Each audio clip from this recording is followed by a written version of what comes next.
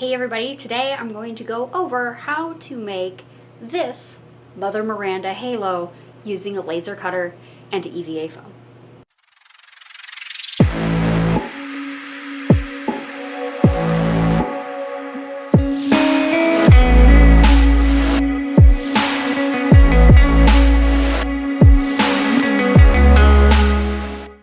So, the way I made this, essentially I went in and created a vector file using a picture of Mother Miranda's helmet and just created these base layers in all the little lines. I then went in, the laser cutter we have uses Lightburn as its software for printing, and it didn't like it just wanted to create lines and not do the infill for certain sections. So I did have to go back and fill in those sections as needed. Some software you could kind of just select pieces and it will automatically, create an etch, place to etch that way. That was not the case with this. I did have to go back in and do a little bit more work to transfer it from a PDF to Lightburn and have the laser cutter actually understand what I wanted it to do. Next, I went in, so like this section, this texture, the textures up here, the eye, all that was done separately. This is all actually puff paint. The laser cut file that I have on my website is based on, it does have like little lines where the puff paint is supposed to go as guides, but the rest of it I did as puff paint because it literally, it looks like puff paint. I didn't feel the need to, like, I've seen some people like 3D print and molds and whatever to make it absolutely perfect, and you can totally do that. You can also just use puff paint. I think it turned out pretty good. I will say, like, you can also, the file also has these little oak leaves.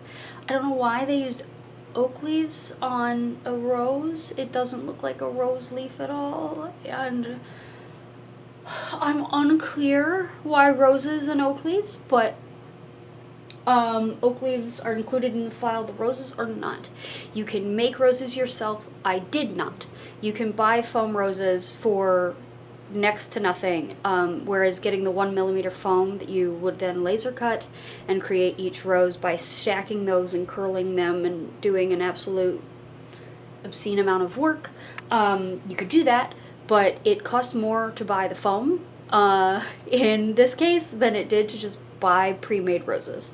So that's what I did, and I recommend that.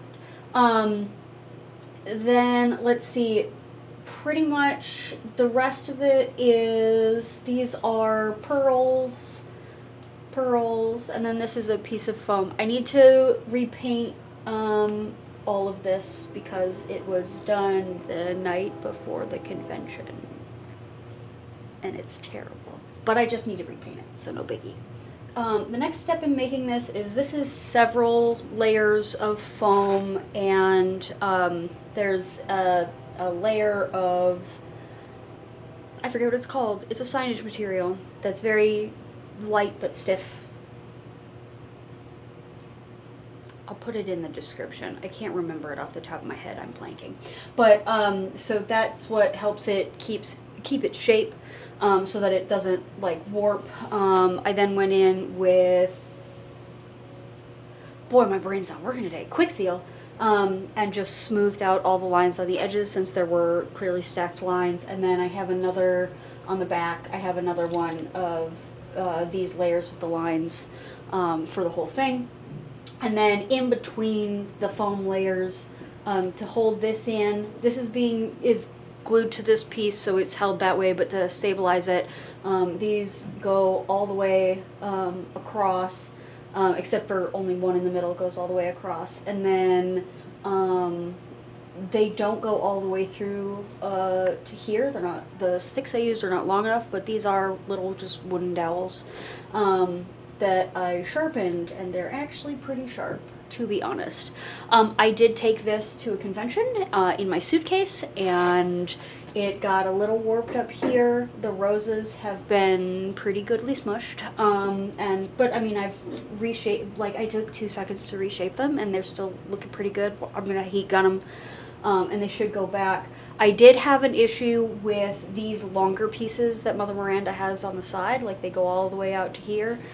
This one broke kind of part way down, which is why I have this tape just to hold it for now. I'll fix it. I'm gonna have to come up with a solution, but because this side also broke just at the base, and I just glued it back on.